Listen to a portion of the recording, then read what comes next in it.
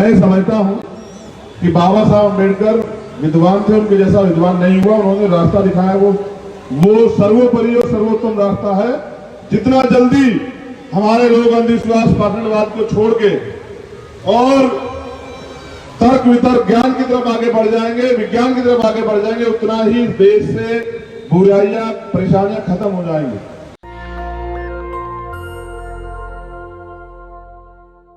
बाबा साहब ने कहा था कि मैं बड़ी मुश्किल से तमाम तरह के अपमान, कठिनाइयां, परेशानियां सह के इस कारवा को यहां तक लेके आ पाया हूं। अगर आप इसको आगे ना बढ़ा पाओ तो उसको पीछे मत जाने देना। अब आप सोचो उस कारवा में हमारे पास क्या था। ये पूरा लोकतंत्र और संविधान, और उनके जाने के बाद उनके अनुयायियों ने बड़े पैमाने पे प्रयास तो किया, लेकिन संविधान को लागू नहीं करा पाए। और आज उनका सपना अधूरा है, कागजों तक रह गया है। हमारा एक ये सामूहिक प्रयास है कि हम बाबा साहब अम्बेडकर के सपने को अपने जीवन में जीते जी अंतिम पायदान तक, सफलता तक पहुंचाकर छोड़ेंगे। ऐसा संकल्प लेके हम लोग अपने घर से निकले। आज गाजियाबाद की इस धरती पर, जो कि राजधानी भी है, यह गाजियाबाद आर्थिक राजधानी है हमारी। मैंने देखा जितने संपन्न लोग हैं वो गाजियाबाद में रहते हैं, क्या तो नोएडा में रहते हैं, गाजियाबाद में। ये मेरा अनुभव है। लेकिन अब मैं जो बात आपसे कहने वाला हूं, शायद ये बात आपको चुभ जाए, लेकिन मुझे इससे कोई फर्क नहीं पड़ेगा। अगर मेरे झकझोरने से आप में से 10 लोग भी तैयार होकर काम करने के, तो हो सकता है कि काम आसान हो जाए। देखो 100% समाज है, 95% जानवरों जैसे जीवन में गांव देहात में रहता है और रोटी रोजी के लिए ही अपना जीवन चलाता है। सुबह उठता है तो रोटी के बारे में सोचता है, शाम के टाइम सोता है तो अपने बच्चों की फीस, अपने बच्चों के इलाज के बारे में, खाना कहां से मिलेगा, मकान कहां से मिलेगा, बनेगा, पंखा कहां से आएगा, इन्हीं सब बातों को सोचता है। और ये जो 95% समाज है, ये आर्थिक रूप से सक्षम है। तो जिनका पेट नहीं भरा हुआ वो सामाजिक आंदोलन नहीं चला सकते हैं। आंदोलन चलाने के लिए आदमी का पेट भरना बहुत जरूरी, क्योंकि कहते हैं ना कि भूखे पेट भजन नहीं होते हैं। ये जो 5% समाज जो 1950 के बाद संविधान लागू होने के बाद जो तैयार हुआ है, जिसको नौकरी मिली है, जिसको बिजनेस करने का अवसर मिला, जिसके पिताजी नौकरी लगे थे, जिसके पास जमीन आई है, वो 5% समाज जिसका पेट भरा हुआ, अगर वो मिशन नहीं चलाएगा, वो अपने जीवन का समय बाबा साहब अम्बेडकर के आंदोलन को आगे बढ़ाने के लिए नहीं देगा, तो मेरा ऐसा दृढ़ विश्वास है कि बाबा साहब का सपना सपना रह जाएगा। बाबा साहब ने कहा शिक्षित बनो। शिक्षित बनाने से उनका उद्देश्य ये था कि पढ़ने लिखने के बाद हमारे समाज में सोचने समझने की क्षमता बनेगी। हमारे लोग अच्छा बुरा पहचानेंगे, दो दुश्मन पहचानेंगे और तरक्की का रास्ता भी पहचानेंगे और पीछे जाने का रास्ता भी। लेकिन मुझे दुख होता है कि जब मैं कहीं जाता हूं तो ये देखता हूं कि आज भी बुराइयों को हमारे समाज ने अपने ऊपर जकड़ लिया है। अब हमारे लोग, पैसे वाले लोगों को दहेज चाहिए। अगर उनकी बिटिया या उनका बेटा नौकरी लग गया तो बिटिया क्या तो नौकरी पे हो या फिर पैसे वाले लोग हो। फिर उन्हें बड़ी बड़ी शादियां करनी है, उन्हें शराब बांटनी है, उन्हें तमाम तरह के दिखावे करने हैं। तो इसको गरीब आदमी फॉलो करता है और बाद में गरीब आदमी उधार करके ऐसा प्रोग्राम जोड़ता है और सारी उम्र उस कर्जे को उतारता रहता है। हमने सीखा क्या है? क्या किसी महापुरुष ने दहेज लेना सिखाया? और दहेज ना मिले तो बेटी को जलाना सिखाया किसी ने? हमारे महापुरुषों ने तो कहा कि महिलाएं ही उन्नति का मार्ग है। जिस समाज की महिलाएं तरक्की करेंगी वो समाज तरक्की करेगा। आप बताओ, हमारे कमेटी के लोग बताओ मुझसे, क्या हमारी कमेटी में महिलाएं नहीं हो सकती? बताओ, क्या आप ही लोग चला सकते हो मिशन? बताओ, क्यों नहीं हो सकती महिलाएं हमारी कमेटी में? और क्यों महिलाएं हमारे मंच पर नहीं हो सकती? क्यों महिला मुख्य अतिथि नहीं हो सकती? और इस देश की आधी आबादी को नकार के आप आंदोलन चला लोगे? कभी नहीं चला सकते। घर चलाने के लिए महिला चाहिए, लेकिन आंदोलन चलाने के लिए बहन बेटी मां नहीं चाहिए। और फिर उनको तैयार भी नहीं करेंगे। उनको एक चीज सिखाते हैं। कल मैं आगरा में था, हमारे एक सीनियर साथी मिले, कहे कि ये बेटी है, अब ये पढ़ाई इसकी पूरी हो चुकी है लगभग। तो मैंने कहा अच्छा, किसके लिए लड़का ढूंढ रहा हूं? तो मैंने उससे पूछा कि तुम्हारा मन है भी शादी करने का? तो उसने कहा नहीं भैया। तो मैंने कहा इनकी मत सुनना, तुम्हारा भाई खड़ा है तुम्हारे पीछे, जो मन आए करो, बिजनेस करना चाहती हो बिजनेस करो, पढ़ना चाहती हो तो पढ़ो, नौकरी करना चाहती हो नौकरी करो, मजबूरी मत बनो, इस देश की जरूरत बन जाओ, इस देश की ताकत बन जाओ और किसी के भरोसे मत रहो।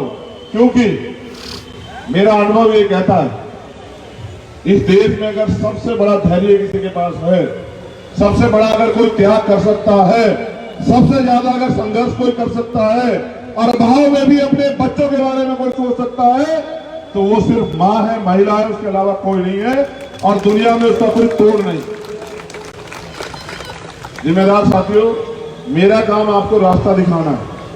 आप मुझसे उम्र में बड़े भी हो सकते हैं, आप मुझसे ज्यादा मिशन का काम भी कर रहे हो सकते हैं, लेकिन अगर आप मुझसे ज्यादा काम करके भी सही रास्ते पे नहीं चल पा रहे हैं तो आज समाज कैसे परिवर्तित होगा बताओ। आज 131वीं जयंती मना रहे हैं बाबा साहब की।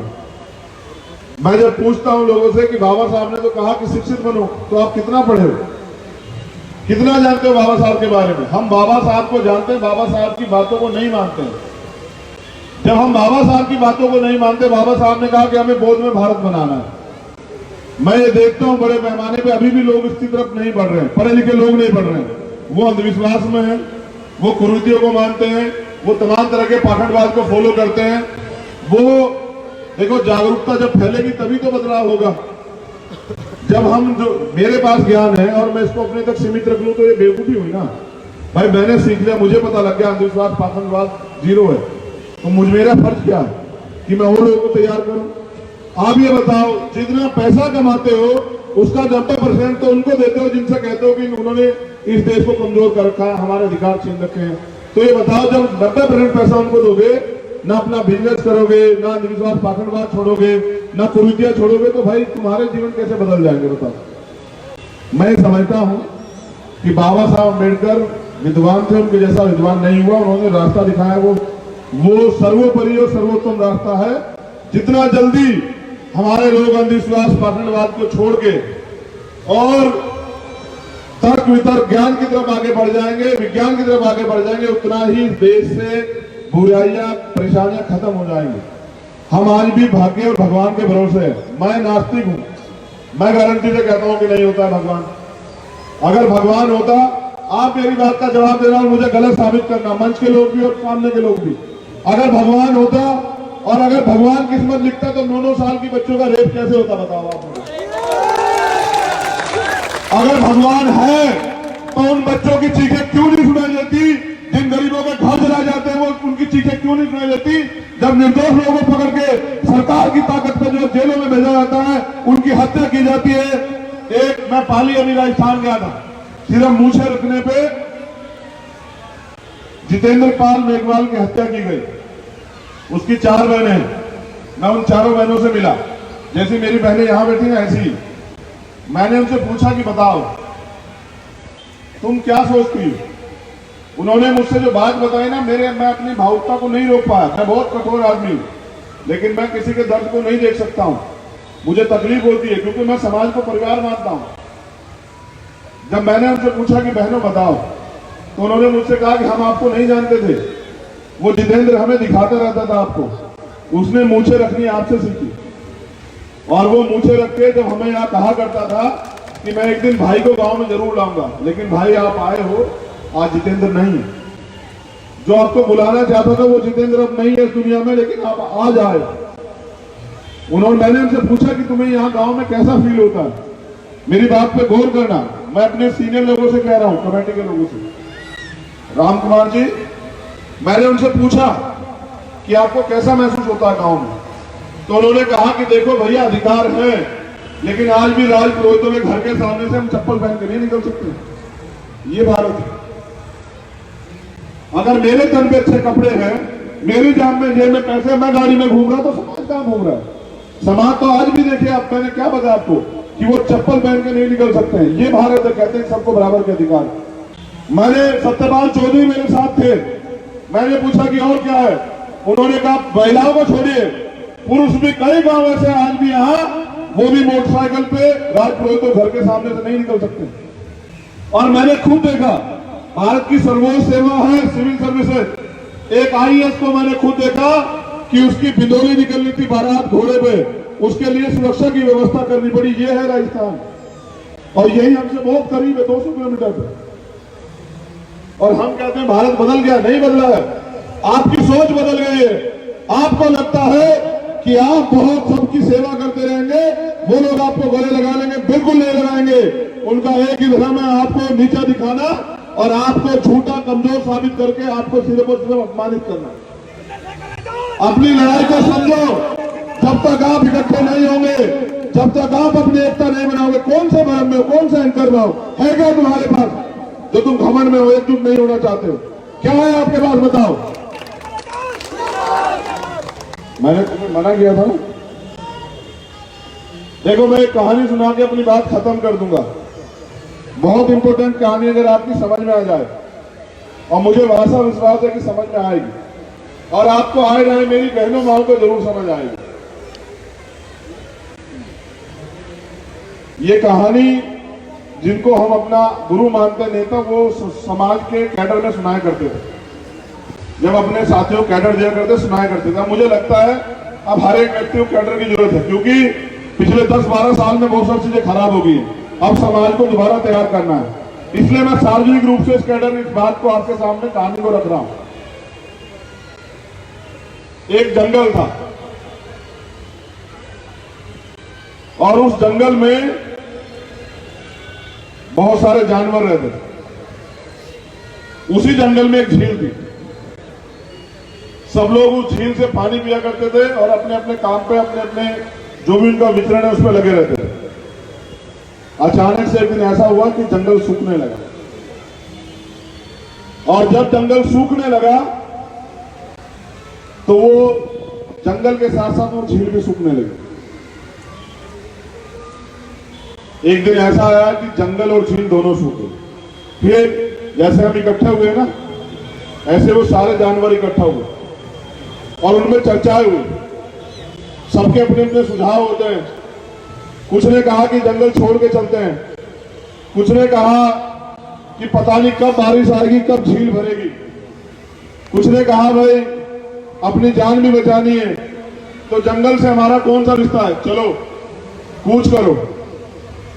वहां एक उन्हीं के समूह में एक तोता भी था। तोते ने कहा कि भाई मैदान छोड़ के भागना बहादुरी नहीं, ये कायरता है। मैदान छोड़ के नहीं भागना, ये हमारा घर है, ये हमारा देश है, ये हमारा प्रदेश है, ये हमारी धरती है। हम इसको छोड़ के नहीं जाएंगे। हम प्रयास करेंगे कि जंगल दोबारा से हरा भरा हो जाए, झील में पानी आ जाए।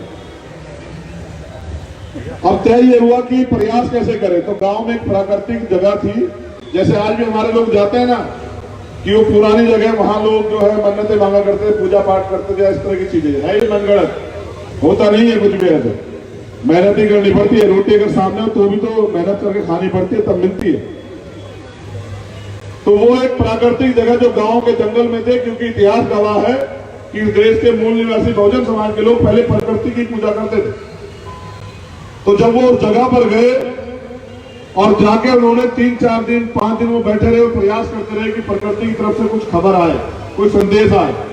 तो 6-7वें दिन एक संदेश आया, गौर करना, कि जंगल हरा भरा हो जाएगा और ये झील भी दोबारा से भर जाएगी, पानी से बारिश हो जाएगी, लेकिन एक कीमत चुकानी पड़ेगी। कीमत यह है कि इस दीवार के पीछे गुलाब के फूल हैं, सफेद रंग के, उनको लाल करना है खून से, उनको खून से लाल करना है। जैसे वो लाल होंगे वैसे ही जंगल भी हरा भरा हो जाएगा और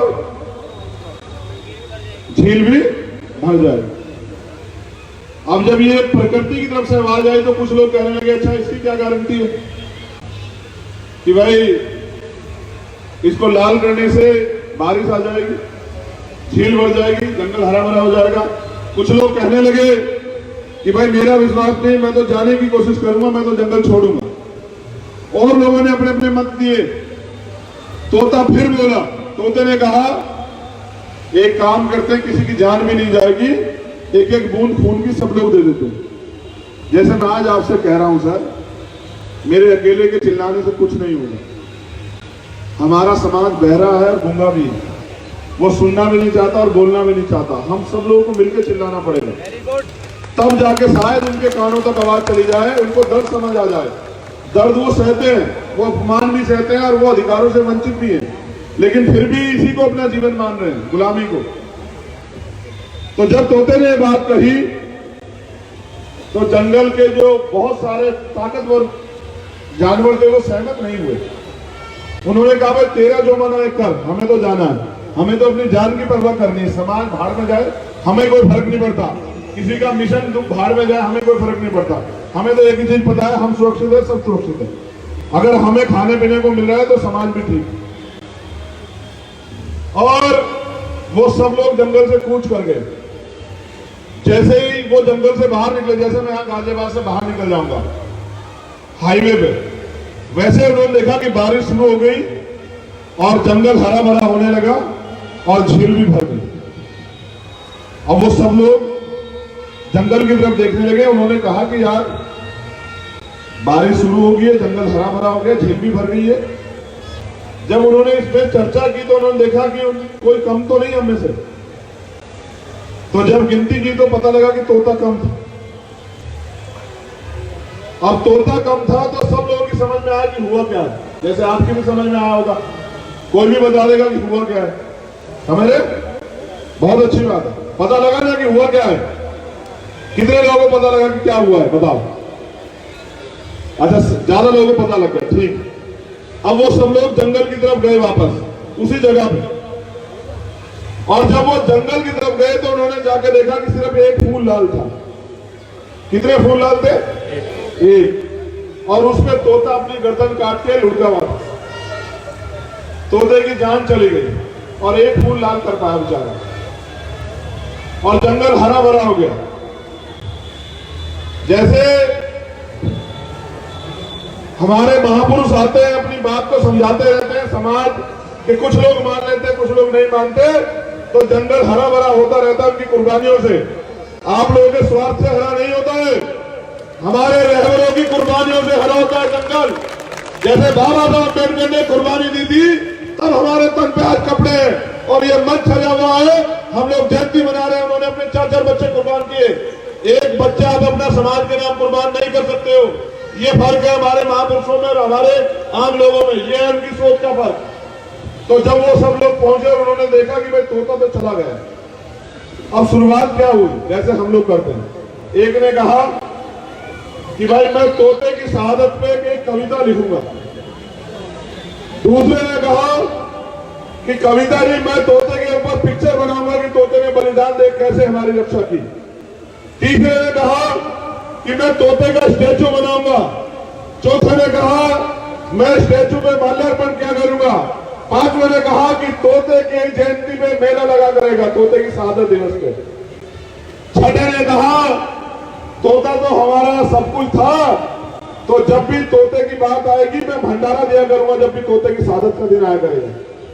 लेकिन किसी ने भी ये नहीं कहा कि हमें तोते के दिखाए रास्ते पे चल के कुर्बानी देके अपने जंगल को, अपने जमीन को, अपने अधिकारों को बचा के रखना है। मैं ये समझाना चाह रहा हूं, तोते आते रहते हैं। तोते आए राष्ट्रपिता ज्योतिबा फूले के रूप में, तोते आए साहू जी महाराज के रूप में, तोते आए बाबा साहब अम्बेडकर के रूप में, तोते आए माननीय साहू श्री काशीराम के रूप में। आपसे लेके नहीं गए कुछ, आपको जीवन देके गए, जानवरों के जीवन से इंसानों का जीवन। तोता आता है, कुर्बानी देता है, चला जाता है। आप लोग अपने मन की करते हैं और बाद में कहते हो कि अगर 10 साल जी जाता तो पता नहीं हम क्या कर देते, अगर 10 साल जी जाते तो पता नहीं क्या पलट जाता। मैं ये कह रहा हूं, ये हमारी अपनी लड़ाई है, ये हमारे अपने सहयोग से लड़ी जाएगी, अपनी ताकत से लड़ी जाएगी, अपने कंधों पे लड़ी जाएगी। सहारे पे आंदोलन नहीं चला करते हैं। तो मेरी बात आपको इतनी समझानी थी कि जब तक आप तोते के कुर्बानी का इंतजार करते रहोगे, तब तक आपके जीवन में वही मिलेगा जो तोते कुर्बानी से मिलना है। जिस दिन आप कुर्बानी लेने के जज्बे से मिशन मूवमेंट का काम करोगे, मैं लिख के देता हूं, आप इजराइल में इतिहास करना, एक पैगंबर मोसेस हुए, वो यही काम करते थे जो बाबा साहब अम्बेडकर करते थे।